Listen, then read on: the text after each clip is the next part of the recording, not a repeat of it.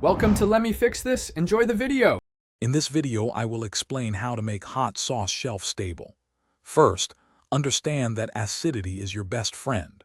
A pH level below 4.6 is generally considered safe for shelf stability, inhibiting harmful bacteria. You'll need a reliable pH meter to accurately measure this. Also, always start with clean, sterilized bottles and equipment to prevent contamination. This foundational step ensures your delicious creation remains safe and enjoyable for a long time.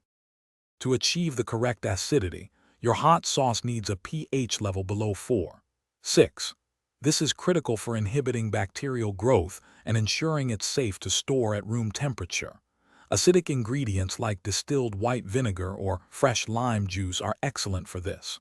Always test the pH after all ingredients are combined and the sauce has cooled slightly, as temperature can affect readings.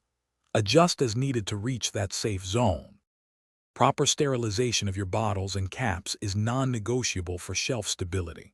Wash everything thoroughly with hot, soapy water, then rinse well. Next, sterilize your bottles by submerging them in boiling water for at least 10 minutes. Carefully remove them and fill your hot sauce while both the sauce and bottles are still hot. This helps create a vacuum seal as they cool, further protecting your product from spoilage and ensuring a long shelf life. Once bottled and sealed, store your shelf-stable hot sauce in a cool, dark pantry or cupboard. This helps maintain its flavor and quality for many months. Remember, once you open a bottle, it should be refrigerated to preserve its freshness and prevent spoilage. Enjoy your homemade hot sauce on everything. Also, for more great tips and other deals, be sure to check the description below. You'll find a link there for the new Kindle Paperwhite, perfect for reading anywhere. Thanks for watching. If you found this helpful, don't forget to like and subscribe.